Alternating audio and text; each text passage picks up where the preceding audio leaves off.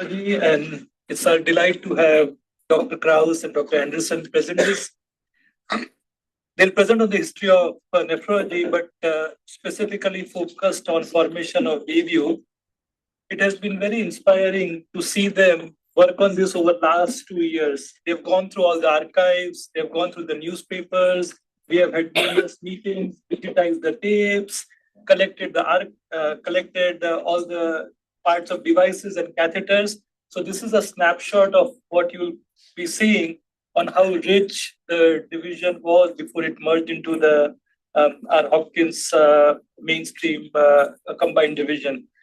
Dr. Anderson started at Bayview in 1980 and gave his 30 years before he retired across all the missions. Dr. Kraus started in 1981 and 78. 78, but I thought you became faculty in 1981. Faculty, but I started. No. What I meant is faculty. Yeah. Of course, you started as a medical student. Yes. 1972. So no, it's been once again very educational, inspiring, and we look forward to listening on how we can guide our future based on how you guys did before. So thank you so much for coming and presenting.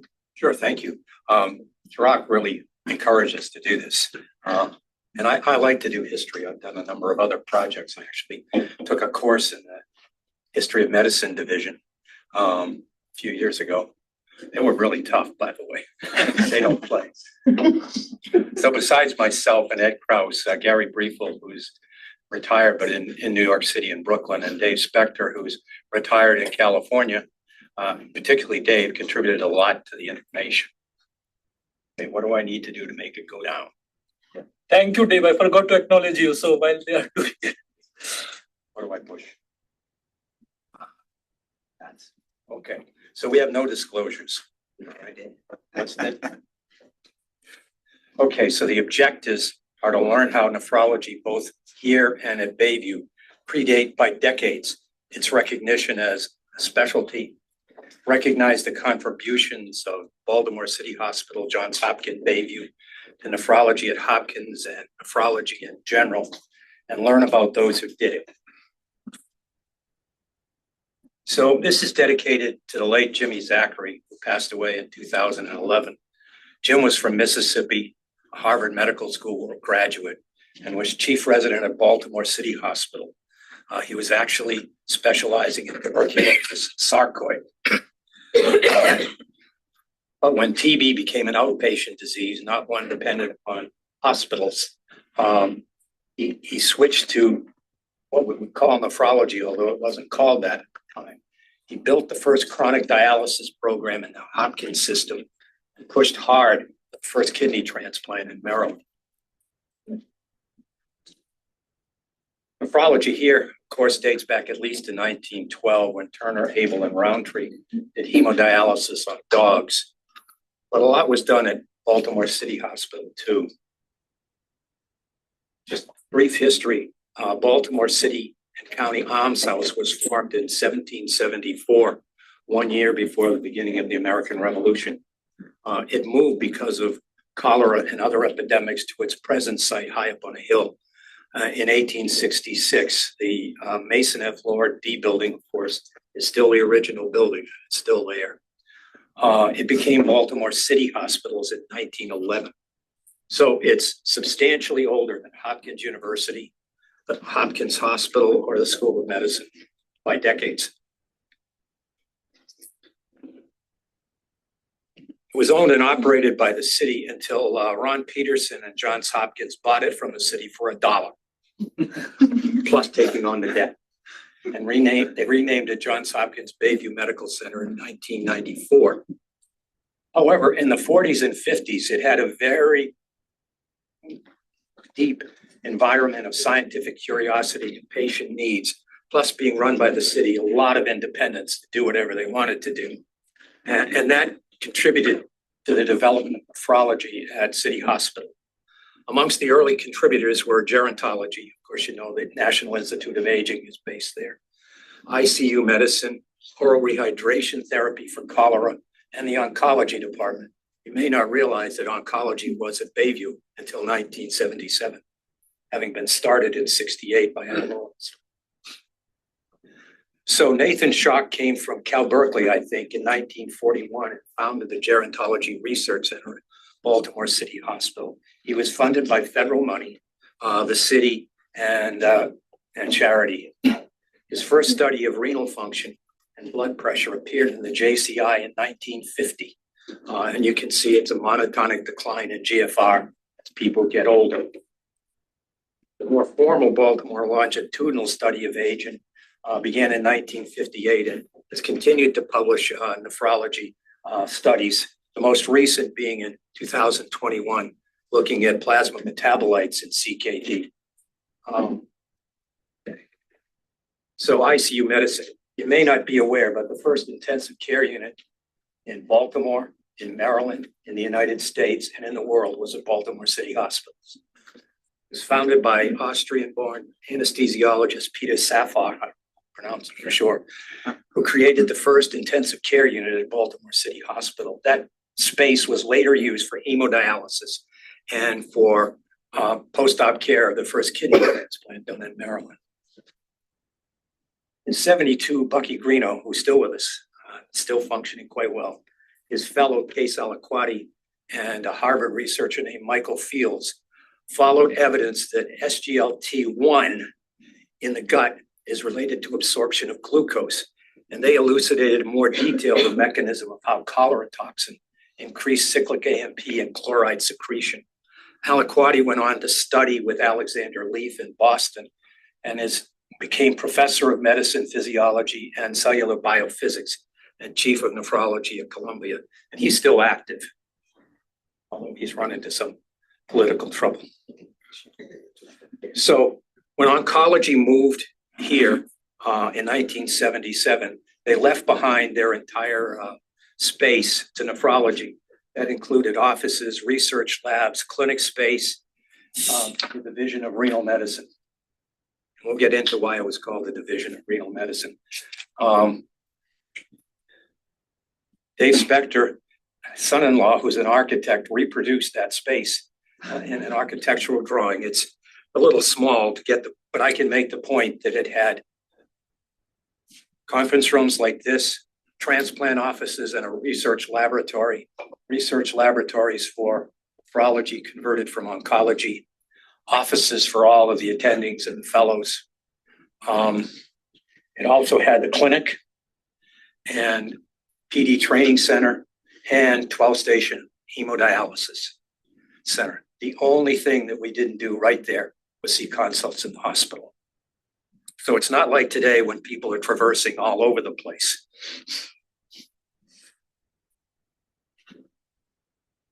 So let's begin with nephrology at the Baltimore City Hospital. Francis Chenard was a graduate of Hopkins Medical School, and he began his nephrology research career at Baltimore City Hospital in the 1950s. He had started working for the Army Air Corps, studying pulmonary capillary permeability, but he later went on to study renal physiology with Donald Van Slyke at the Van Slyke apparatus, an important chemist in the history of nephrology at the Rockefeller Institute. Chenard published almost 100 papers in major journals on equations for GFR, the renal excretion of PAH, the renal handling of glucose and urea, and the mechanism of edema formation in proteinuria. He began a clinic at Baltimore City Hospital for nephrotic syndrome, and he and Fred Wolf began to study drugs for the treatment of hypertension. Remember, in the early 50s, there was virtually nothing to treat hypertension. Here he is, the guy without a white coat in the center. And then back, right in the middle, is Dr. Jim Zachary, who was then his chief resident. And here's Dr. Chenard, who went on to become most of his career at the New Jersey Medical School, professor of medicine and chair of the Department of Medicine. He lived into his 90s. He only died a few years ago.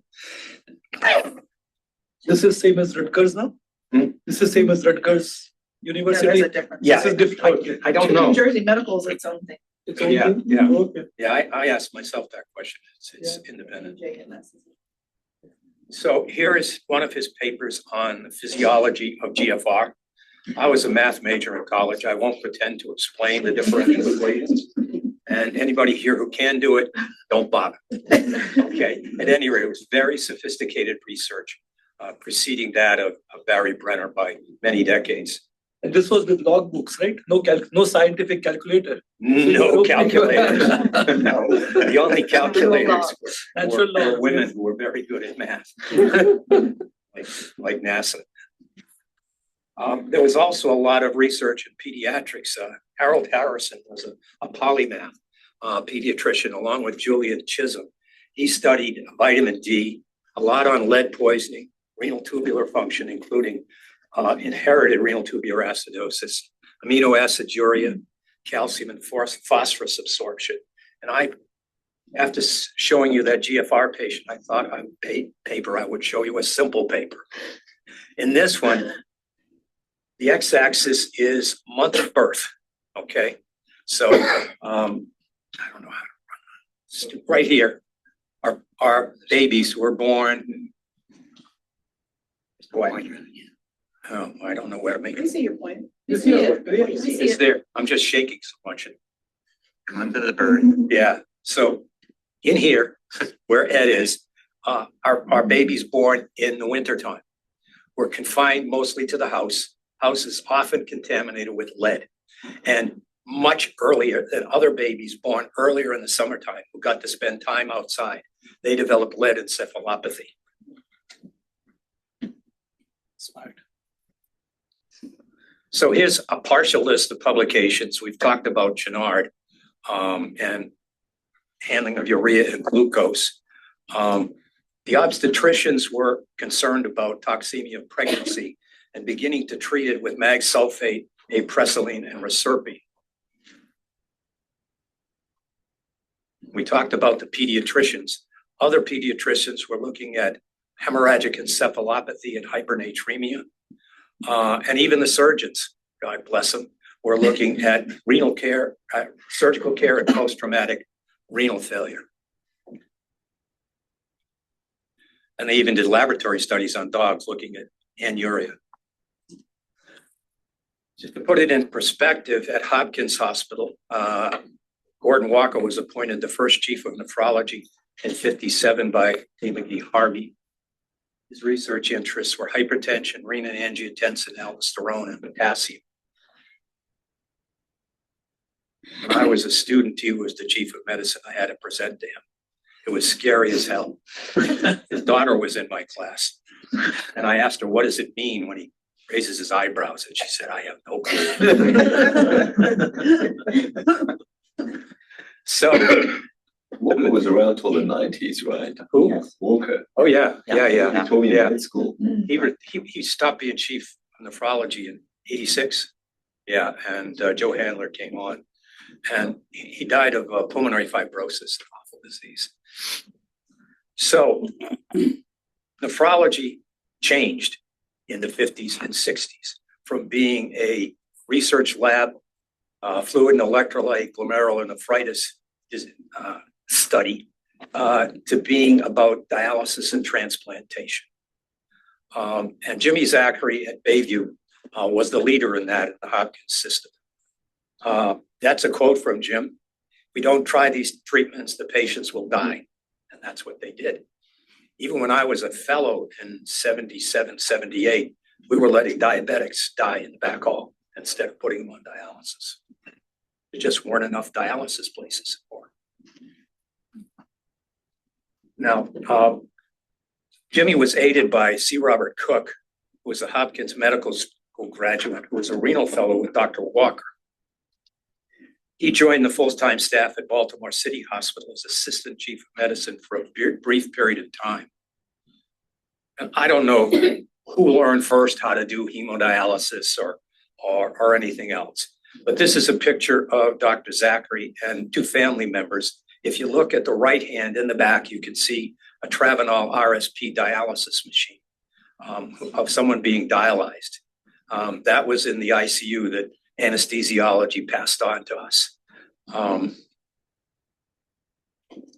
There was no ESRD program in those days. This is a picture of Dr. Zachary getting a Travenol RSP machine as a gift to the Kiwanis Club.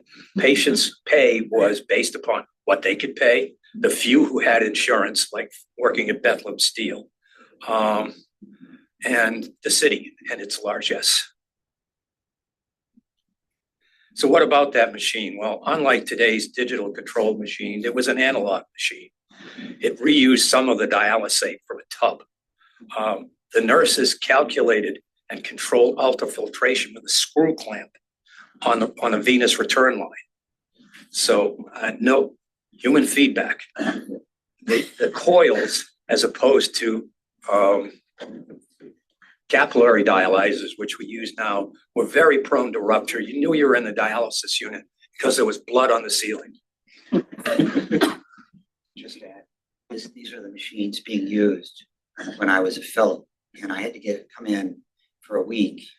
And I got up at 4. I was here at 5 o'clock. I'd spend all day as a technician. I was taught how to set up, take down. I dialyzed patients on these coil machines called Champagne. So that's the beginning of my time. These machines and script shuts. Where's the dialysate coming from over here? It's in a big tub In the tub. in the middle, and it recirculates. It doesn't have, And you ditch the tub afterwards and you. well, it was recirculated a bit. So For you had that to throw patient, it away. for that patient, you ditch it after that. Right, yes, of course, yeah. It bubbled over the top like a champagne. Yeah.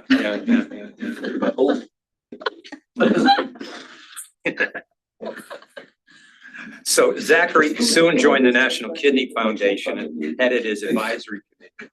He continued to work with Carol Johns here in the sarcoid clinic, and that gave him a lot of experience with using high-dose steroids when people started to be transplanted. Cook left Bayview and spent his time here to be in charge of hemodialysis at Hopkins Hospital. You may not be aware of it, but Hopkins Hospital didn't have hemodialysis for years and years and years, chronic hemodialysis. It was sent out to Good Samaritan Hospital, where a number of divisions were located. Rheumatology, pulmonary medicine and allergy, which are now at Bayview, were at Good Samaritan Hospital. And so was Hopkins dialysis. Cook started the outpatient hemodialysis program at Good Sam and the PD program there. He left in '85 to become chief of nephrology at the VA Medical Center in Memphis, Tennessee, a position that's now held by a former Bayview fellow, Chaba Gabesdi. So here's the first dedicated hemodialysis unit at Bayview, a 4-station unit using those Travenol machines. On the right, you can see Georgia Payne, LPN, who really ran it and was an expert on doing dialysis and training patients to do home hemodialysis. She had worked with Dr. Zachary in the TB unit. She just passed away a year or so ago, we think. Dialysis became such a privilege that Dr. Zachary wanted another outlet besides hemo and home dialysis. And he decided to convince the surgeons at Bayview to do kidney transplants, something George Seidem, who's the chief of surgery here, didn't want to do. He didn't think there was enough data. Now, that was 10 years after Murray had done the first transplant at the Brigham. I actually met Murray. He won the Nobel Prize for doing the transplant. He went to the same university as I did and lived in the next town from where I grew up. Very nice man. He started off, this tells you, sometimes you need to follow your nose. He was a plastic surgeon, a reconstructive surgeon who wrote the major textbook post the Second World War. But he was interested in skin grafts and followed that to learn about the immunology of rejection and transplants. I understand after he did the kidney transplant, he went back to plastics. He did. Yes. Yeah. He did. Yes. Yeah. And they didn't put the transplant in the same place as we do now. They put it down in the groin. Now, the one thing that Hopkins Hospital did for the transplantation at Bayview was they did do the tissue typing. So the first kidney transplant in Maryland, the first kidney transplant in the Hopkins system, was done by Arnold Walder on November 1st, 1968, at Baltimore City Hospital, not here. It was a 42-year-old steel worker who got a kidney from his 29-year-old daughter. Sister, I'm sorry, daughter. You've been a real guy. You notice they didn't call it a transplant, they called it a kidney shift. So here's a picture of Walden on the right and the chief of surgery at Baltimore City Hospital, Richard Steinberg, doing the first transplant. Again, it's called a kidney transfer. He spent 3 months in the hospital, although Walder said there've been no signs of rejecting the kidney, and he's making satisfactory progress. So a long, long time being watched. But that's what we are doing for xenotransplant. We're Right. keeping people for a month because you don't know Yeah, what I to just expect. read Yes. Bob Montgomery's thing Yep. yesterday about what they found. Yeah. So 5 months later, he died, and he died of infections, not a surprise. And God knows how much steroids he got in that time frame. So they did a transplant here very soon thereafter, and a kind of pick of envy, they wanted to do one here. But when Mel Williams took over transplantation, a collegial atmosphere was developed between the two hospitals.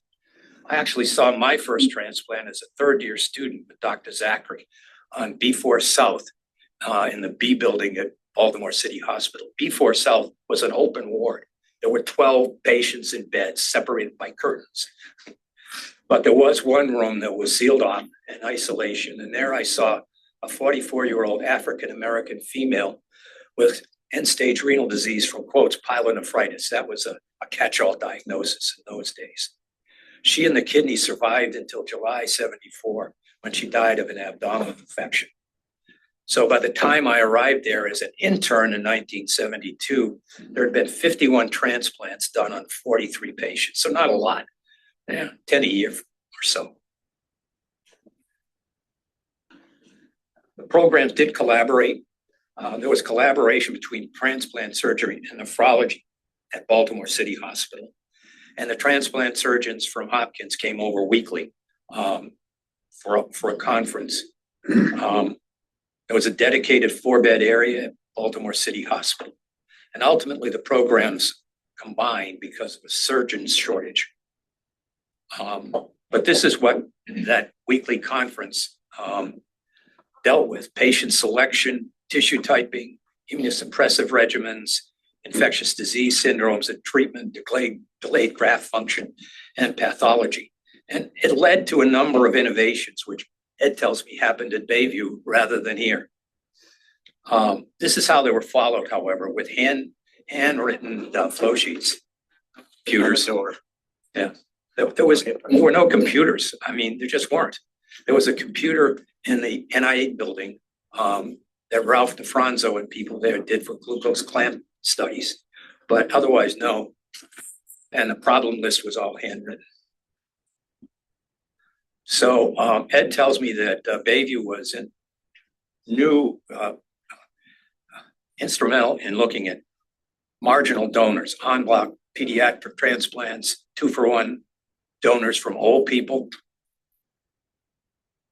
But most significantly, laparoscopic donor nephrectomy began at Bayview, nowhere else in the world. It was done by Luke Cavusi in urology, who was into robotics and anything you could do with computers, but also laparoscopic surgery. And Lloyd Ratner was the transplant surgeon.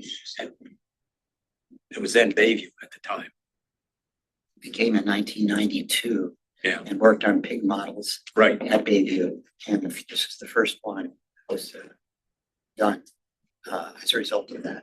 You know, before that, living donor transplants felt worse and stayed in the hospital longer than the recipient. Really? The donors, yeah. Yeah, the donors stayed felt in. far worse than the recipients. I believe our first was a welder, and he was out in 2 or 3 days. They kept him longer. Women do better at laparoscopic than men. So Football players stay in longer with billions.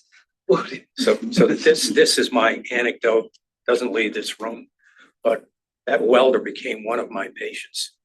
And his wife, who received his kidney, left it forced him and went to nursing school. She just wanted his kidney. And he cried and cried and cried. That's what they do. But it is just for healthy purposes, it's not uncommon. So after living kidney donation, about 10% of the people they separate because that organ becomes a very difficult thing. People say, oh, you are not taking good care of my organ, or the organ is not doing well. The person feels guilty that they're not taking good care of the gift, and it has created so many psychosocial issues. Yeah, Ed would know better than I do, probably you, that follow-up of the donors has been spotty over the years. Only recently that decent follow-up has occurred. I mean, the assumption was they're going to be fine. Well, not necessarily. So here are the outcomes at Bayview, thanks to Ed Kraus, who kept track of all this. Lloyd also do the on block. You used to talk about that a lot. Yes. Yeah. Yeah. They, we always had a surgeon, transplant surgeon at Bayview, whose office was in the Division of Nephrology, and that's on that schema. They had their own lab, as opposed to here, where transplant surgery was not embedded. So there was a relationship, over once a week, but also when Lloyd was away before they would come. Silsterioff left when I came. He went on to Mayo as a transplant surgeon. They would cover FSPs, Philip Couture, and then Lloyd. But actually, the coverage was more the other way. The surgeons at Bayview would be going over and covering here, as opposed to people coming over to Bayview. But the important thing is transplant surgery surgeons were embedded in the Division of Nephrology. Right. Not in their offices, not in surgery. Right there next to ours. Yeah. That one-stop shop that oncology gave us was helpful in a lot of ways. So here are the outcomes. Ed monstrously kept track of all this. And the archives are here. They're locked up, all the raw data. 529 patients were transplanted over the years. And 635 transplants done. Obviously, there were repeat transplants. Most of them were cadaver. The rejection rate was decent. Patient survival and graft survival, considering that a big part of that time was before calcineurin inhibitors. Well, this was the final survival in the 1990s. Our rejection rates when I first came were 50%. We had 70% rejection, 50% graft survival, or less than that in the late 70s. And as each introduction, when the calcineurin inhibitors came up in '84, the rejection rates fell. This is sort of the final statistics. And our programs, the surgical program left Bayview and came here, although we're still taking care of transplant patients at Bayview, everything but the acute surgical admission. But these rates are what in November 1996 for what we were doing at Bayview, which was similar to the national before we merged our programs. Just another personal anecdote. When I was a fellow in the era before calcineurin inhibitors, it wasn't unusual when we did biopsies to have the kidneys split and a rupture. They were so inflamed and so bad. I had that happen to me. Is nothing worse. But this is that how you put or people even What the needle is it? I did a lot of biopsies in the era of Yes, Silverman. I didn't see ruptures. We did them in the patient's What room. did you We use? would palpate the Then kidney. Silverman needles. And Silverman. We would do it in the patient's Antique room, we needles. palpate the kidney. And You can do better with a There's knitting. no ultrasound. We didn't have handheld ultrasound or ultrasound. No No ultrasound. probes, we just had that. Maybe you weren't young enough. And we went now. Butchery. Okay. I had to learn that. So 1972 was the annum mirabilis of nephrology at Bayview. You know the term annum mirabilis? It refers to 1905 when Albert Einstein published 4 or 5 papers, each worthy of the Nobel Prize, all in 1 year. At any rate, I graduated from Hopkins University Medical School, barely, and joined the BCH house staff. It was also the same year that nephrology was recognized as a specialty by the ABIM. The end-stage renal disease program was passed by Congress and signed into law by Richard Nixon. And formerly, the Division of Renal Medicine was established at still City Hospitals then. It was named the Division of Renal Medicine instead of the Nephrology Division to distinguish it from the division here. It wasn't quite like transplant. It wasn't collegial. It was more indifferent.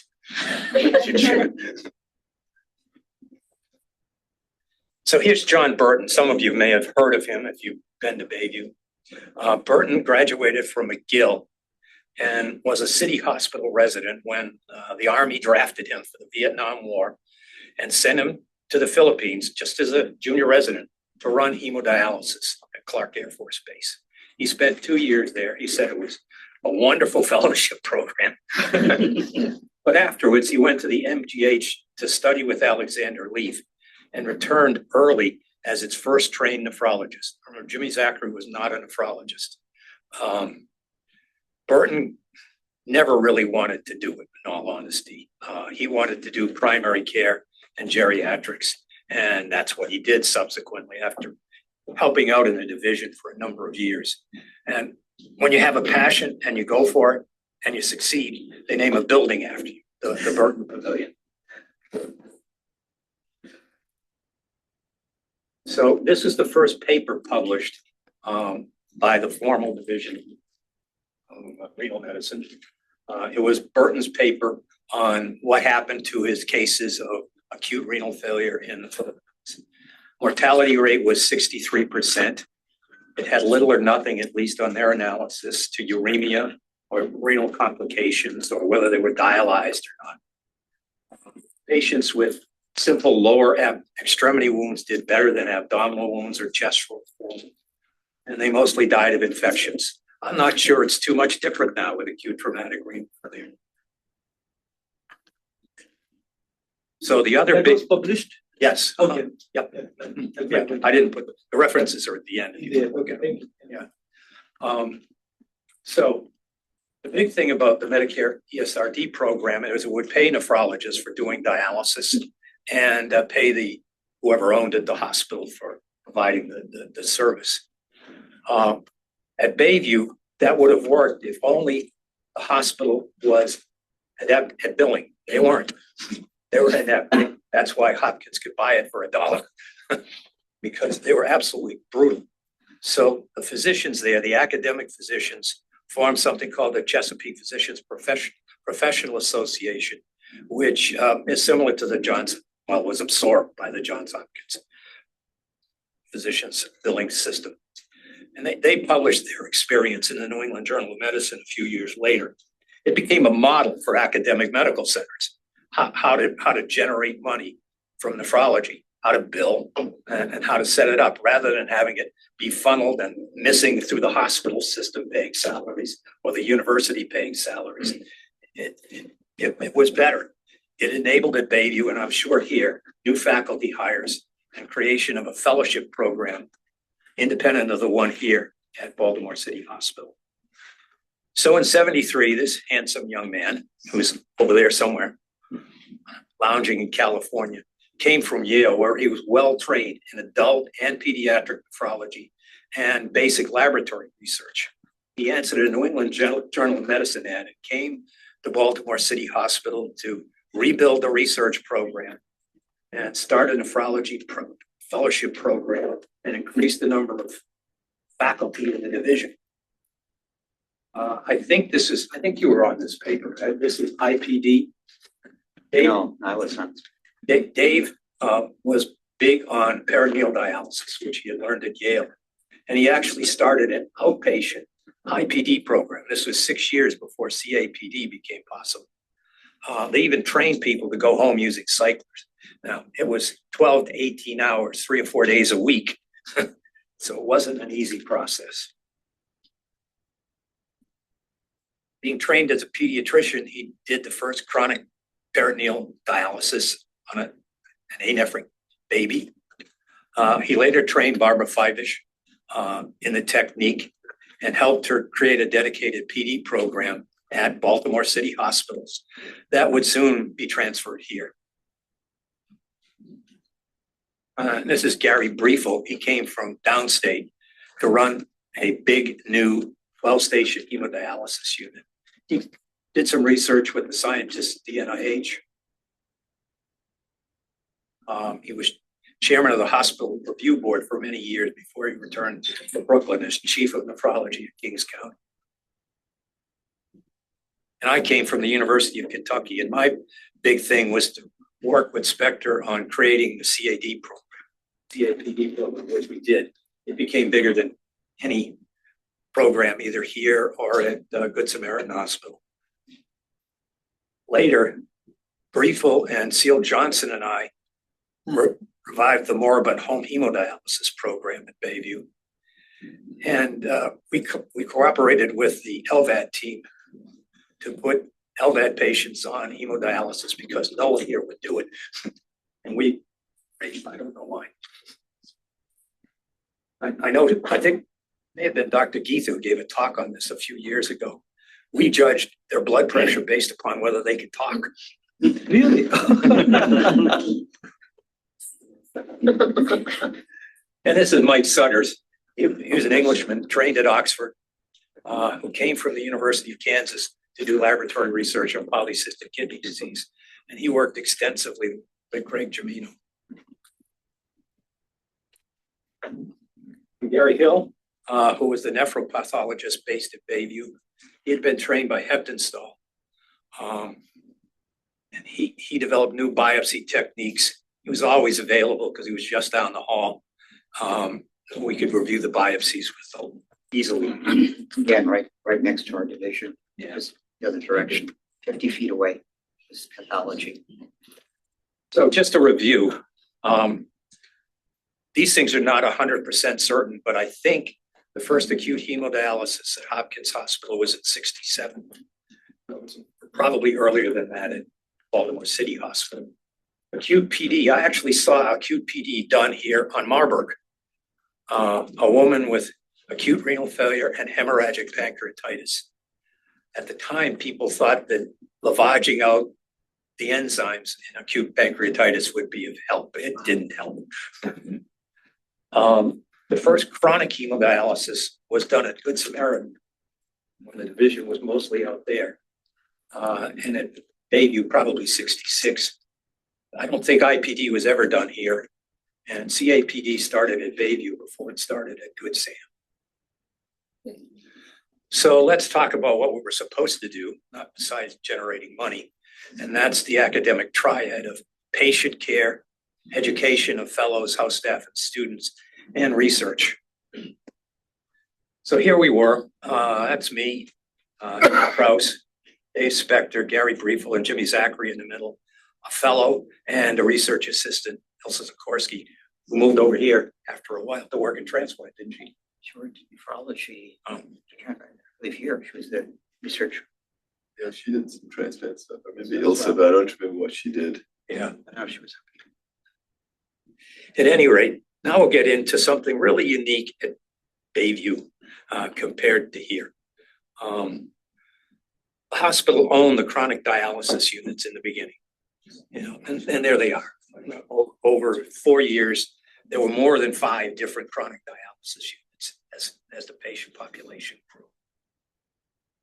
Here's the last one, which Dave Spector and Gary Briefel designed for the hospital in the Triad building, but it doesn't exist there anymore.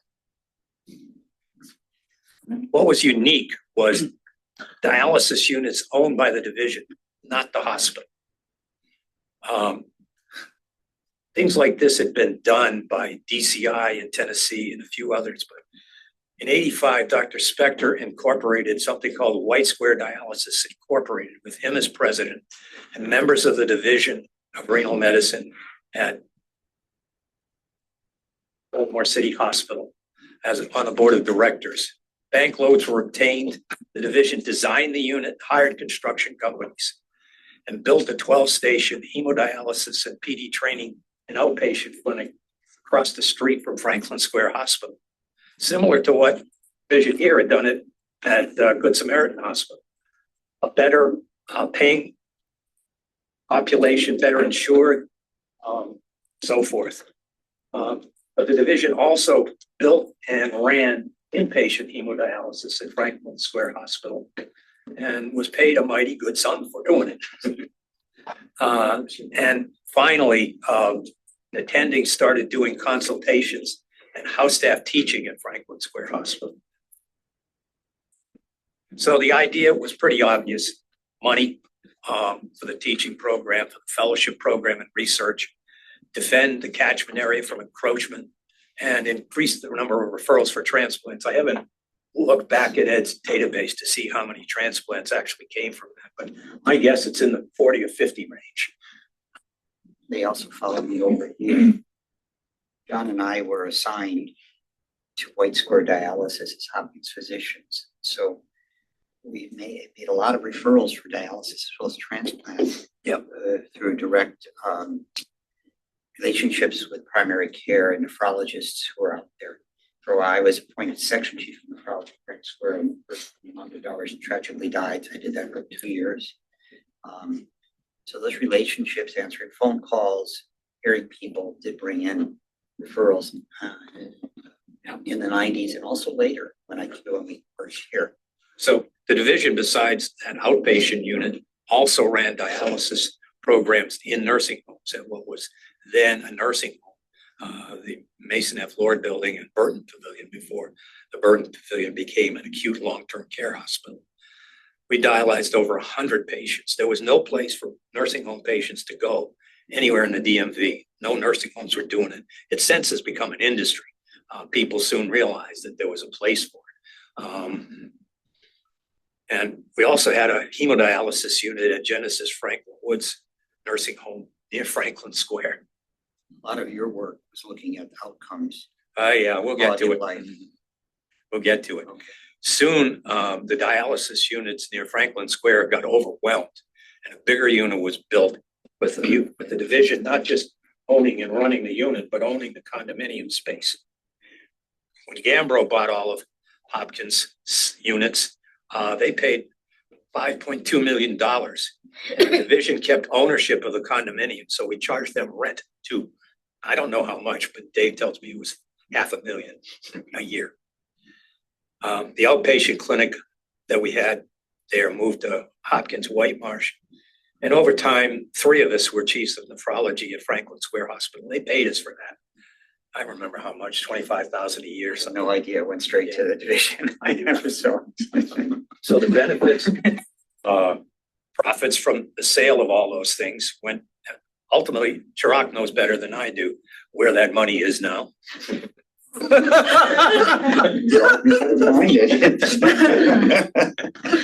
just say outside agencies have. Outside agencies have come and like swept it. Yeah. 3 years ago, yes. Yeah. Okay. We went over those things. The downsides, well, Dave Spector tells me he basically gave up his academic career to run all of this and build all of this. It was more than being a medical director or chief of a division.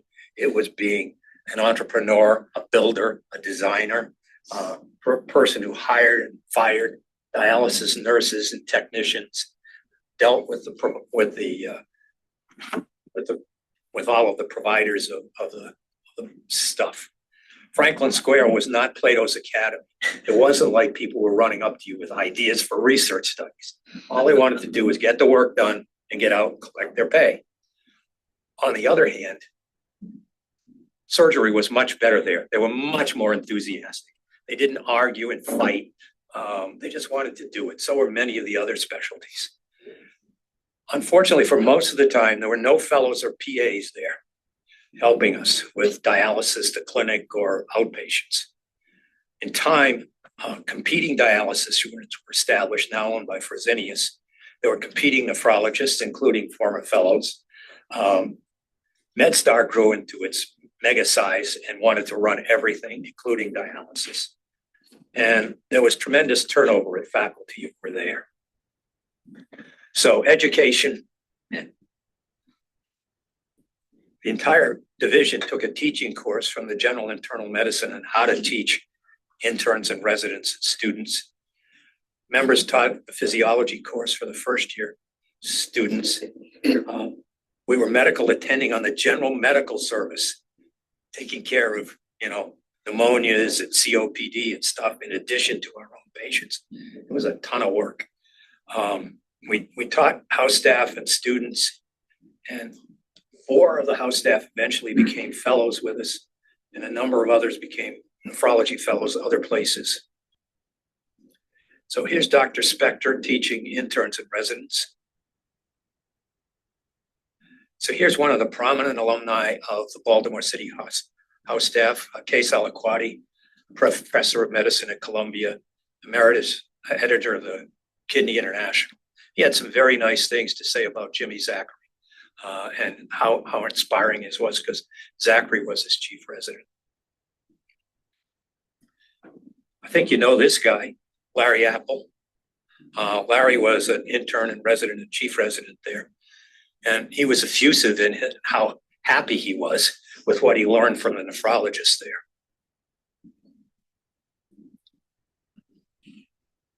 Incredible general internist. Where did he come up with that?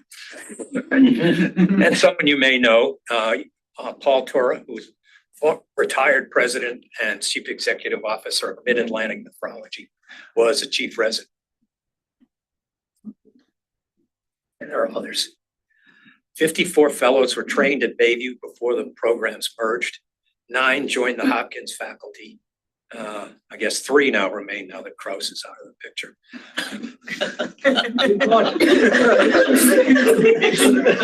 You always go for the picture. Most of the rest are in private practice, 5 in the Baltimore area and throughout the United States. And this is a list of the fellows. We know what some of them are doing, not all. And this is a granddaughter from London. The fellows had a pretty comprehensive course. They took rotations in hemodialysis, peritoneal dialysis, a 2-week statistics course. They rotated on pediatrics, immunogenetics. They spent a couple of weeks at the Armed Forces Institute of Pathology in DC, going through hundreds of slides from all over the world. I forgot her name, Tatiana. Yeah, I forgot her last name. The pathologist was getting slides from Tehran and the Middle East, all over the place. So it was a fairly comprehensive thing. We're not exactly sure how many passed the boards, but we think the vast majority. The other thing is we remember spending a month in urology. Yes, they did. Yeah. Yeah. Very helpful. So all anecdotes always help. One of the fellows, who won't be named, presently in private practice in Colorado, was scrubbed in on a transplant. And they asked him to get the kidney with the ice, put it right into the wound, dump the whole thing. Into the way. Into the wound. Into the wound. It was sterile.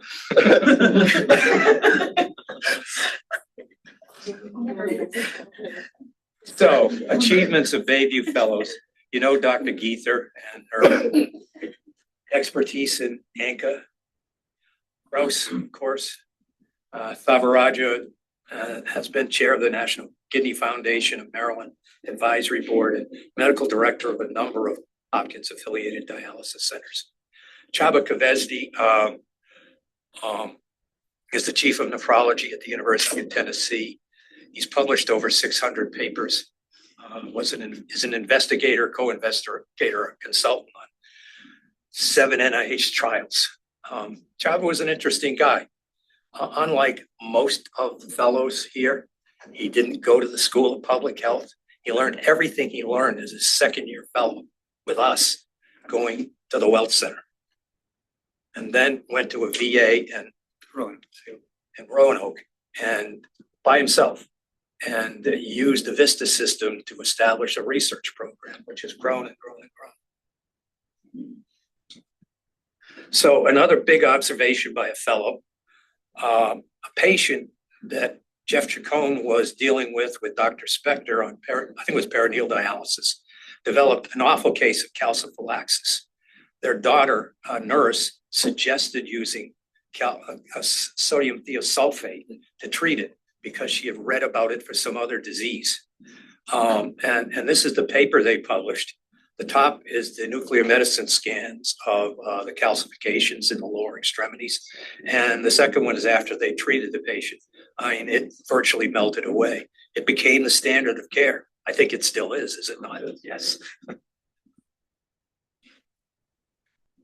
So research, most of the funding came from Network 5, a research foundation at Bayview, industry studies, and from the dialysis units owned by the division. I don't think anyone ever had NIH funding until Deidre get there, I guess. We tried to, but failed to participate in the hemo study and frequent hemodialysis trial. We did work very closely with the Gerontology Center.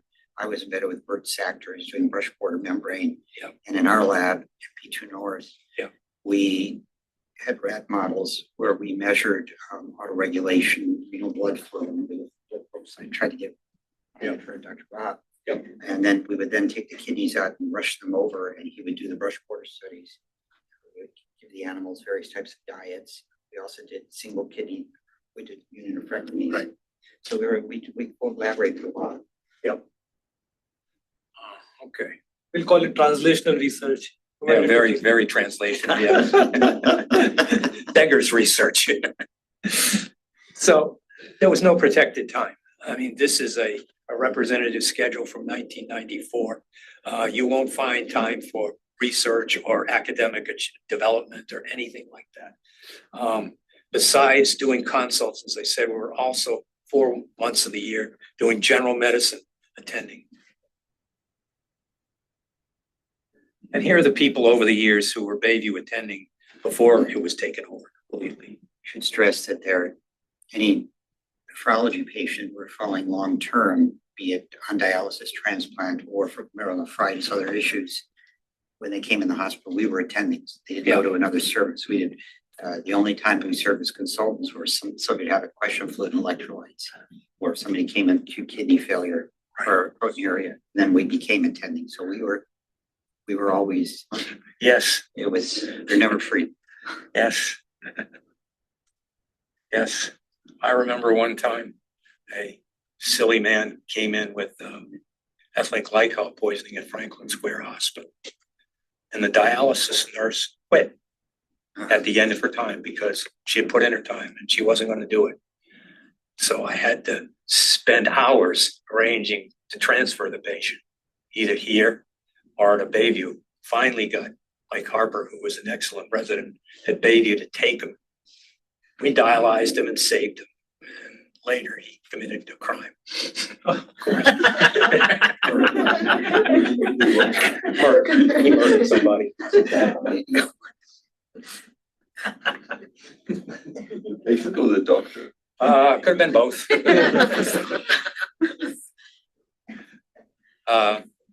I had 3 patients either commit murder or be murdered. My dialysis patients. So this is one of Dr. Kraus's papers with the GRC looking at phosphate excretion. Gerontology Research Center. Yeah. Yep. And this is I put research that was really crazy.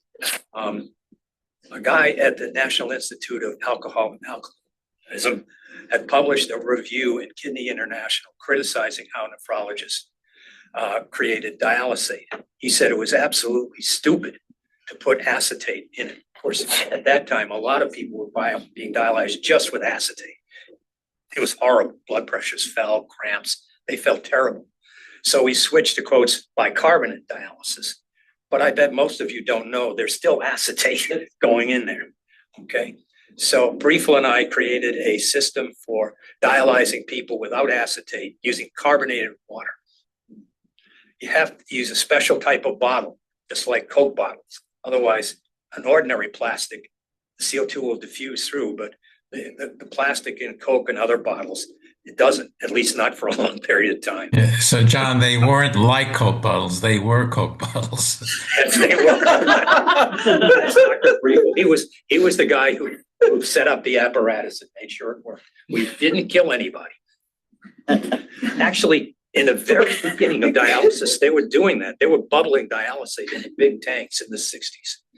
But you did this in the research centers, the GCRCs, or you This did one was this done on, this was done in the dialysis unit. in dialysis unit? You were proportioning before proportioning was in, like, Yes. well, So on the right is a paper I published in Kidney International. I don't think it's ever been cited, showing the effects of that on TGF beta. One of the things I did with all of the PD patients in nursing homes was to look at their survival. I did it with one of the geriatric fellows. Is it a surprise that the survival rate of people on dialysis in nursing homes is crappy? Still the same. Still the same. Yeah. It doesn't change. And simple things were predictors, the ADLs. If they were at 0 on their ADL score, they did horrible. Now, So any sturgeon. That was Glenn Chertow's paper, guys, in Annals 2 years ago. He said if starting dialysis, there are a lot of frailty, they don't do well. Yeah. Same story. yeah, this was before Linda Fried described frailty. And actually, I started to do a study looking at frailty. But Yeah. never So finished. any sturgeon, actually, nephrology fellows who do an extra gerontology. So she actually was one of them. She was one of the fellows, yeah. So here's Dave Spector, who's always been interested in neuroepithelial transport. He did studies on rats looking at transport across rat bladders. But I thought I'd put the most pretty one and the most interesting one. He started to study the hibernating bear, the American black bear, of which there are many in Western Maryland. This is one looking at aquaporin and sodium potassium ATPase in the bear bladder. And of course, you can't do research without fellows. So you can see 2 fellows. In the background is Kelvin Sue, and in front is Sham Parkey, bringing a mother bear out of her den. They drew blood on the mother bear. Dave is holding her cub. They were never able to get urine from the mother bear. Is that right? Dave? I think he didn't want to see this. I don't. Okay. And Mike Sutters did a number of studies with Greg Germino looking at polycystic kidney disease using an using chamber. And Dr. Geetha moved into the rheumatology's vasculitis center and has published, I lost track of how many papers. This is one of her original ones, looking at the renal function, what happened to renal function in rituximab and cyclophosphamide. My understanding was that the rheumatologists weren't paying any attention. So what happened to everybody? Jimmy Zachary stayed until retired, but he actually continued working, not being paid because he just couldn't stay away. He died in 2011. John Burton is still with us. He founded the geriatrics division and wrote one of the big textbooks. Briefel became chief at Kings County in Brooklyn. Mike Sutters left for Seattle, and he's become a transplant nephrologist at Virginia Mason, taking care of the wealthy people who work for Amazon and Boeing and Costco. Yeah, it's a tough job. it's not Seattle's base, not Starbucks. Starbucks, I forgot Starbucks, sorry, right. Deirdre Cruz, who started off as an attending at Bayview, became president of the ASN. Dave Spector retired in 2015. I retired in 2010 after triple bypass surgery, where Keith, of course, is here. Sue is here. Tariq Shafi went to the University of Mississippi, but I think he's at Baylor now, if I'm not mistaken. In Texas, yeah. Yeah. And Julius Fiala, who was briefly at Bayview, went to UVA. Aaron Spital came from the University of Rochester and went back. He didn't like Baltimore. And 8 attendings have gone into private practice. And this young man, Mario Cardillo, who was a fellow and then an attending, best tennis player of all of them, Dave Spector, not arguing about that. Had an executive physical and had a large globulin spike and ended up having myeloma at age 40 and died of amyloid heart. Paul Shield took over the divisions in 2007. And the division moved to the 301 building in 2010, and the B buildings were all turned down to make room for the new ER. And the fellowship programs were combined in 2016. Can I play this? I'll try. No, I'll play. So here are the references, if anyone's interested.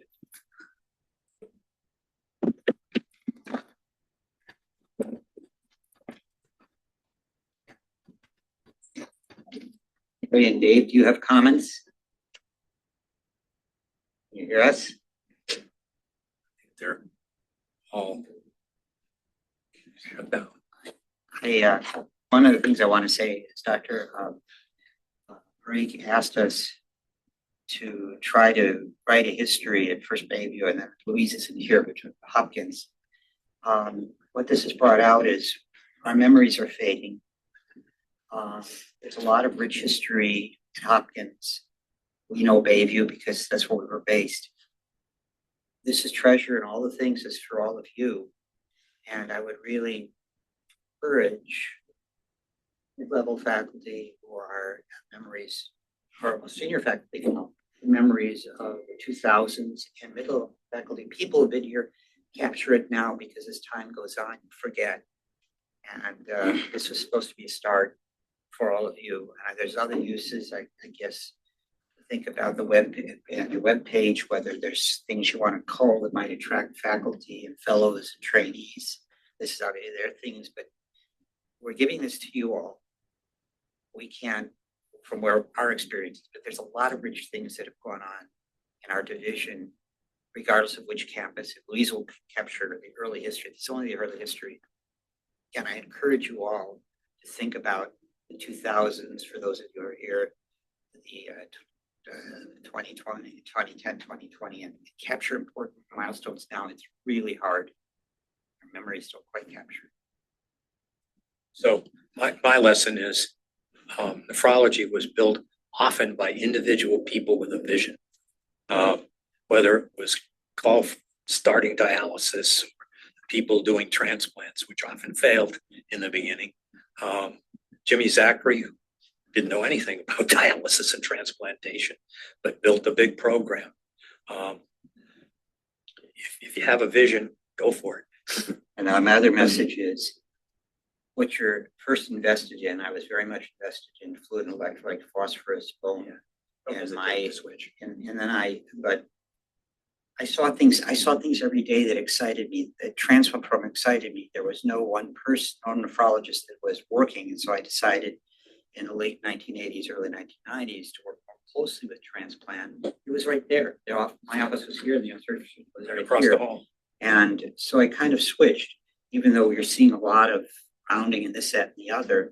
I was excited. I kept records. I looked when other people have done things with pathology. We were able to rich background. We just scratched the surface here. So follow your passions, but you also have to base it on what you encounter every day. There's lots of stuff going on. That's for myself as a bedside nephrologist.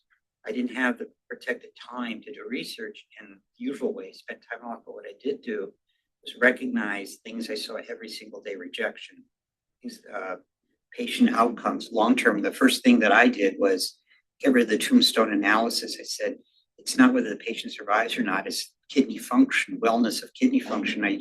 My work, I took the CKD staging well before you have it now, and looked to see where patients were, and then go back on individual records, pull them out, and looked at who we predict early on or later on into how the outcome, the eye box. We say Lupi, Alex Lupi was Gary Hill's last fellow that he mentored. I was Gary Hill's first fellow. So I know Alex Lupi very well. And the creation of the eye box, we often talked about that type of prognosis. It's all here. So I'd like to just add, can I just add something? I think, that's great. A lot of work done by John, Dave, and Ed on this. But what it, to me, means, during this period of time, most of us, a core group, were together for many years. and we went through evolution of nephrology. But the most important, besides the academic and stuff, I think we all became good friends, and it was a great place to work. And to me, going back to these times reminds me of these things. And I think if going forward for young fellows is try to find a place where you can become friends with your colleagues. That's absolutely true.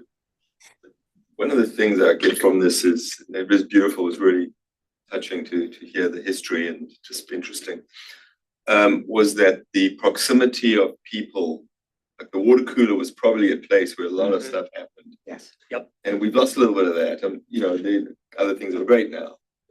But it seems like a lot of the ideas that came out was Lou Cavusi is 2 steps away from your office, and you probably would see him twice a week in the hallway. And it was just more intimate, right? You had a smaller group, and it was everyone was sort of in the same place. Yep. And it's this incubator mentality, right? So in tech, they put 20 people in a room and they meet every day. But I think this culture where we hardly see people anymore. You go to the MICU and you don't see the doctors. In the old days, we were crammed in this little room, and we were like bemoaning that, but it was like actually you were always thinking. And it seems like a lot came out of that intimacy, and I think that something that you can probably create, but it's harder. The fellows had clinic on Tuesdays, and we would have a lunch conference, discuss complicated patients right after clinic. Same thing on the transplant clinic days. We met together for didactic conferences, bringing people in. We had a transplant conference. We were all there. In fact, there's just like this room, we'd cater to something called Mother Hubbard's. Step down the street doesn't exist, but you're right. That could be constantly. And if we had a complicated patient, we could discuss it. Everybody was there. You came back, called.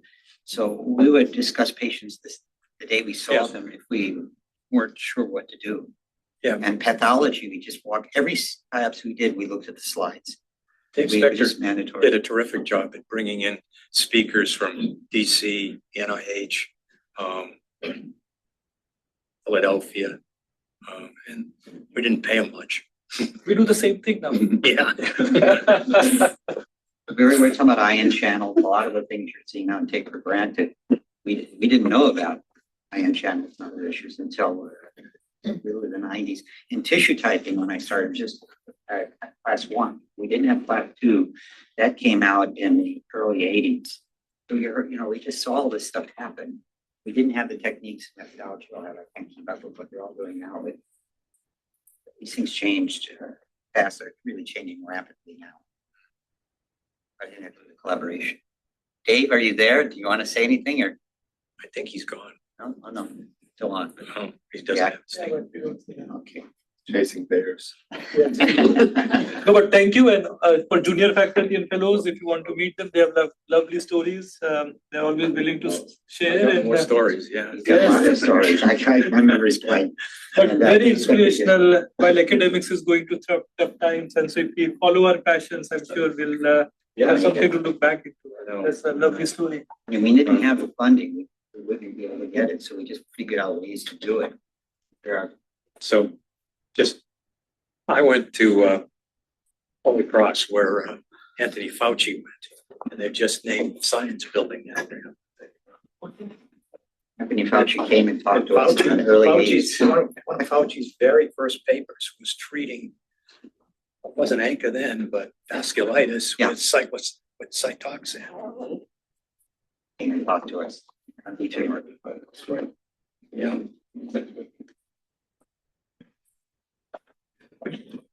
Thank you all. Okay, thank you. Okay. Great job.